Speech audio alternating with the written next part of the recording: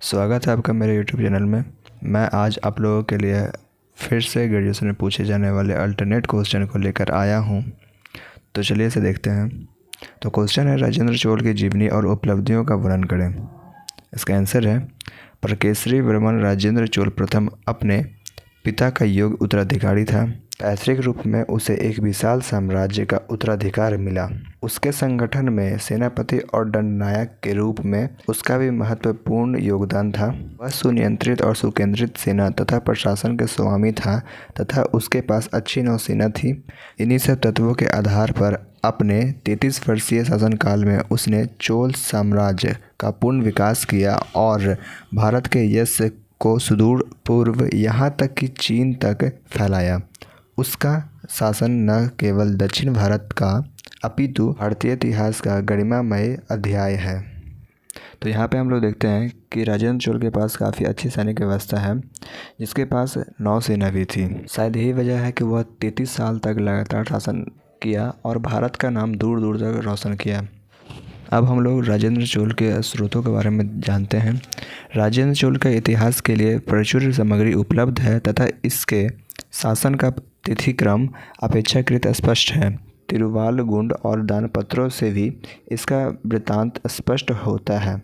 साथ ही अन्य राजवंशों के अभिलेखों से भी इसके संबंध में बातें जानी जाती है। ज्यों-ज्यों यानी जैसे जैसे राजेंद्र की राजनीतिक उपलब्धियां में वृद्धि होती जाती थी, इसके नाम के साथ उपलब्धि सूचक अन्य राजनीतिक उपाधियां भी जुड़ते जाती थी। इस तरह का क्रम उसके शासन के 13वें वर्ष तक उपाधियां के विधि क्रम से यह जानना भी सरल है कि उसकी राजनीतिक और सामाजिक उपलब्धियां का क्रम क्या था।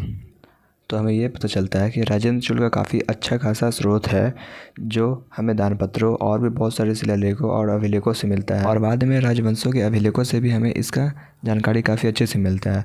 और इसकी एक और ख़ास बात ये थी कि ये जैसे जैसे अपना उपलब्धियां प्राप्त करता था, उपलब्धियों के आधार पर ये अभिलेखों का निर्माण करता था, जिसके आधार पर हमें यह पता चल जाता है कि राजेंद्र चोल किस समय राजनीतिक और सामाजिक स्तर पर क्या क्या कदम और कब कब उठाएं। राजेंद्र ने अपने शासन के प्रारंभ में ही अर्थात 7वें राजत्व वर्ष में अपने पुत्र राजाधिराज को युवराज नियुक्त कर दिया था। इस तिथि से अगले 24 वर्षों तक राजाधिराज राजकेसरी वर्मन अपने पिता राजेंद्र पर केसरी वर्मन का सहयोगी रहा। इस अवधि में उसके द्वारा भी कुछ अभिलेख प्रकाशित किए गए जो राजेंद्र के अभिलेखों से ज्ञात तथ्यों की न केवल संपुष्टि करते हैं अपितु पूरक भी हैं। राजेंद्र के इतिहास के लिए महावंश का भी अध्ययन उपादेय है। इसमें राजेंद्र के लंका अभियान का वर्णन मिलता है। तो इसमें तो साफ पता चल रहा है कि राजेंद्र वर्मन है जो अपने पुत्र को कम उम्र में ही राजकुमार नियुक्त कर दे रहा है, और राजकुमार जो कि राजकेसरी वर्मन है वो भी काफ़ी हद तक अपने पिता का सहयोग करता है और ये भी अभिलेखों का निर्माण करता है जो कि इसके पिता का अभिलेखों से पूरक है। अब आते हैं दिग्विजय। राजेंद्र के आरंभिक विजयों के रूप में ऐसा उल्लेख है कि उसने इदितुनाउ, कोलिप्याक्के और मंडेकुकुम का विजय किया। वनवास की पहचान वनवासियों और मंडेकुकुम की पहचान मालखेतु से की जा सकती है। ये सीमा विजीत सत्याश्रय के साम्राज्य के अंग थे, जिसने 1008 ईस्वी तक शासन किया। ऐसी स्थिति में यह अनुमान करना ठीक है कि इन प्रदेशों को 1008 ईस्वी के पूर्व ही उसने जीत लिया। राजेंद्र चोल की दिग्विजय से हमें यह देखने को मिल रहा है कि ये जो भी प्रजाएं हैं वो इस साम्राज्य के रहने वाले हैं और इस पर उन्होंने 1008 ईस्वी में शासन कर लिया था और पूर्णतः इसे 1008 ईस्वी में जीतते हुए इसके वासियों को अपना बना लिया। शासन के पूर्व वर्ष में 1017 से 18 के बीच के ईस्वी में राजेंद्र ने संपूर्ण इलमंडनम यानी लंका पर विजय प्राप्त किया। महावंश के अनुसार इस समय लंका राज महेंद्र पंचम था और उसके 36वें राजत्व वर्ष में राजेंद्र चोल का अभियान लंका पर हुआ था। इस अभियान का सामना इस बार लंका का राजा न कर सका और बुरी तरह पराजित और अपमानित हुआ। करंडे अभियान तथा अन्य अभिलेखों का विवरण है कि राजेंद्र ने लंका के राजाओं को हराकर उसका मुकुट, उसकी रानियां और कन्याओं तथा उनके सुंदर और बहुमूल्य रत्न प्रभुत वैभव तथा संपूर्ण लंका को अधिकृत कर लिया। साथ ही वह लंका के राजा से वह मुकुट और इंद्रमाला भी हस्तगत कर लिया, जिसे वरगुण पांडे ने अपने विपन्नावस्था के कारण धरोहर के रूप में लंका के राजा के पास रख दी थी। पराजित होने के बाद लंका का महेंद्र राजेंद्र के शरण में आ गया। महावंश का विवरण इस अभिलेखीय कथन का पूर्णतः समर्थन करता है। राजेंद्र का अधिकार संपूर्ण लंका के बौद्ध विहार को बड़ी क्षति पहुंची। कई शिव और विष्णु के मंदिर स्थापित किए गए। तो यहाँ पे हम लोग देखते हैं कि राजेंद्र वर्मन ने 1017 से 1018 के बीच में लंका पर आक्रमण करता है और वहाँ के राजाओं को हराकर अपमानित करते हुए वहाँ के सारे संपत्ति को लूटता है, वहाँ के अनेक बहुमूल्य वस्तुओं को अधिकृत कर लेता है और साथ ही वरगुण पांडे द्वारा दिए गए मुकुट तथा वरमाला को वह अधिकृत कर लेता है तथा इन संपूर्ण अभिलेखीय कथनों को महावंश के कथन पुष्टि करता है। और साथ ही साथ हमें यहाँ ये भी देखने को मिलती है कि लंका में राजेंद्र वर्मन ने भारतीय शैव और विष्णु मंदिर की स्थापना की और यहाँ के बौद्ध विहारों को बहुत बड़ी संख्या में आहत पहुँचाई। अब नेक्स्ट आता है पांडे और केरल जनपद। राजराज ने अपने शासन के आरंभिक वर्षों में ही पांडे और केरल जनपद पर अधिकार कर लिया था। संभवतः इस क्षेत्र पर अपने प्रभुत्व के स्थायित्व के लिए राजेंद्र को भी युद्ध करना पड़ा था। 1018 के आसपास अपने शासन के 6वें वर्ष में उसने केरल जनपद पर अधिकार कर लिया था। संभवतः इस क्षेत्र पर अपने प्रभुत्व के स्थायित्व के लिए राजेंद्र को भी युद्ध करना पड़ा था। यद्यपि यह क्षेत्र साम्राज्य का अंग बन चुका था। 1018 के आसपास उसने शासन के 6 वर्षों में उसने केरल तथा उसके आसपास के द्वीपों, जिसमें मालदीप प्रमुख था, इन सभी को जीतकर जनपद को अधीन कर लिया। वहाँ अपने पुत्र जयवर्मन सुंदर चोल को उपराजा नियुक्त किया। जयवर्मन सुंदर चोल को उपराजा या युवराज के रूप में इन जनपदों पर 1018 ईस्वी 1040 ईस्वी तक प्रशासन करता रहा। तो यहाँ पे हम लोग देखते हैं कि राजराज ने अपने प्रारंभिक समय में ही पांडे और केरल जनपद पर अधिकार कर लिया था और करीब 1018 के 6 वर्ष के आसपास वह केरल पर अधिकार प्राप्त कर लेता है, चूँकि यह क्षेत्र अंग का था जिस वजह से इसे युद्ध भी करना पड़ा था। और साथ ही साथ इसने कई द्वीपों पर अधिकार प्राप्त किया, जिसमें से सबसे बड़ा द्वीप आता है मालद्वीप, और इन सभी को जीतते हुए उसने अपने पुत्र जयवर्मन सुंदर चोल को वहाँ का राजा नियुक्त किया और वहाँ पर उसे शासन करने के लिए रखा, जो कि 1018 से 1040 ईस्वी तक प्रशासन करता रहा। अब नेक्स्ट आता है चालुक्य चोल का संघर्ष।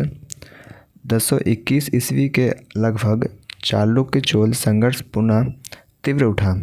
पश्चिमी चालुक्य राजा राजसिंह द्वितीय के साथ उसका संघर्ष हुआ।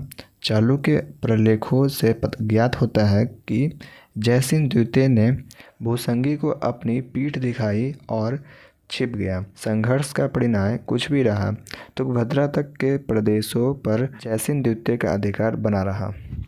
तो यहाँ पे हम लोग देखते हैं कि 1021 के आसपास चालुक्य चोलों के बीच में संघर्ष तीव्र उठता है और यहाँ पे चालुक्य के साथ संघर्ष होता रहता है और जैसे द्वितीय जो होता है वो अपने ही भूसंगतियों को पीठ दिखाकर भाग जाता है और जाकर छिप जाता है। फिर भी वह तुंगभद्रा तक अपना अधिकार बनाए रखता है। अब हम लोग सोमेश्वर प्रथम के बारे में देखते हैं। राजेंद्र प्रथम के राज्यकाल के अंत में पश्चिमी चालुक्यों ने सोमेश्वर प्रथम के अधीन चोल राज्य पर आक्रमण किया। चोल युवराज राजाधिराज ने कृष्णा के तट पर पुंडी के स्थान पर विजय प्राप्त की, कल्याण को लूटा और द्वारपाल की मूर्ति को उठा ले गया। चोल आक्रमण के लिए अपमानजनक और विनाशकारी था। सिद्धांत सारावली के लेखक शिवाचार्य त्रिलोचन का उल्लेख है कि राजेंद्र चोल ने गंगोत्तर के कुछ शैव विद्वानों को कांचीपुरम में बसाया था, जो इसके अभियान का एक सांस्कृतिक परिणाम समझा जा सकता है। अपने पूर्वी भारत के अभियान की सफलता के उपलक्ष्य में उसने एक तड़ाक का निर्माण कराया और उसमें सैनिकों द्वारा ढलवाया। तदुपरांत उसके बाद उसने गंगैकोंड की उपाधि धारण की। उसके उत्तरी आर्काट में गंगैकोंड चोलपुरम नगर की स्थापना की और उसे अपनी राजधानी बनाया। त्रिलोचन जी ने राजेंद्र चोल के द्वारा कुछ शैव विद्वानों को कांचीपुरम में बसाए जाने के क्रम को एक सांस्कृतिक परिणाम समझा है और साथ ही पूर्वी भारत के अभियान में जो वह सफल होता है, जिसके उपलक्ष्य में उसने तड़ाक का निर्माण कराता है और जो सैनिकों के द्वारा ढलवाया जाता है और इसी के साथ वह गंगैकोंड की उपाधि धारण कर लेता है और साथ ही वो इसे अपने राजधानी भी बनाता है। राजेंद्र के जीवन काल में चोल साम्राज्य अचल रहा और राजनीतिक युद्धों को छोड़कर सर्वत्र शांति रही। अपनी 32 वर्षीय शासनकाल में उसने चोल साम्राज्य का सर्वांगीण विकास किया और चोल समृद्धि को अक्षुण्ण रखा। उसका साम्राज्य इतना विस्तृत हो चुका था कि उसकी सुरक्षा के लिए कहीं न कहीं युद्ध चलते रहना अपरिहार्य सा हो गया था। युद्ध में निश्चित ही वह प्रचंड नीति अपनाया था। यहाँ तक कतिपय चालुक्य संग्राम में वह सामान्य नैतिक नियमों के पालन का भी ध्यान न रख पाता था और स्त्री, वृद्ध, ब्राह्मण तक को अपमानित, आहत और भ्रष्ट किया करता था। किंतु सामान्य प्रशासन में उसे प्रजा सुख का ही ध्यान अधिक रहता था।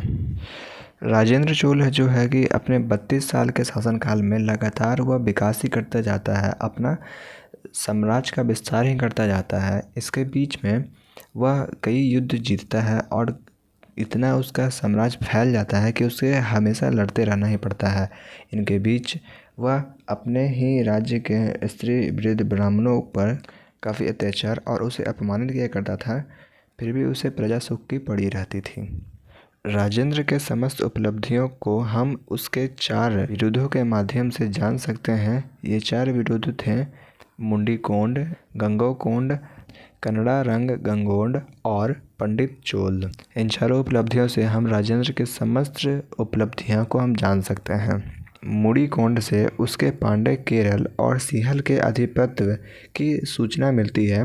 गंगैकोंड की उपाधि में उसके बेगी, उड़ीसा और गंगा जो कि बंगाल तक विजयों की ध्वनि है तथा कड़ंगौंड उपाधि उसके कराह द्वीप के विजय का प्रतीक है। पंडित चोल से उसे विद्या और कला के प्रति अनुराग का पता चलता है। उसने चीनी सम्राट के साथ मैत्रीपूर्ण संबंध स्थापित किए और 1016 तथा 1033 ईस्वी में राजदूत भेजे। कहा जाता है कि राजेंद्र प्रथम ने एक वैष्णव केंद्र में विद्यार्थियों के लिए एक वैदिक महाविद्यालय का व्यवस्था की। उसने 14 आचार्य की नियुक्ति की है। संस्था के खर्च के लिए 45 बेले भूमि दी। तो हम लोग देखते हैं कि जो भी इसकी उपलब्धियां थी वह किसी न किसी राज्य से क्रमबद्ध मिलते ही गई है और अंतिम उपाधि पंडित चोल की जो थी वो उसकी विद्या और कला के क्षेत्र में थी और बीच में यह चीन से भी अपना मैत्रीपूर्ण संबंध स्थापित करता है, जो कि इसके राजदूत के भेजने के क्रम से हमें पता चलता है। और साथ ही यह एक वैष्णव केंद्र का भी स्थापना करता है, जहाँ पे वैदिक महाविद्यालय का स्थापना करते हुए इसने 14 आचार्यों को नियुक्त करता है और उसकी खर्च एवं व्यवस्था कुछ भूमियों को देकर करता है। इस प्रकार राजेंद्र प्रथम महान पिता का महान पुत्र था। वह लगभग 32 वर्ष तक चोल साम्राज्य की शक्ति और सम्मान की वृद्धि में संलग्न रहा। तो कुछ इस तरह से राजेंद्र चोल की जीवनी और उपलब्धियां थी। आई होप आप लोगों को काफ़ी अच्छे तरह से समझ में आया होगा। अंत तक बने रहने के लिए धन्यवाद। तो फिर मिलते हैं अगले वीडियो में।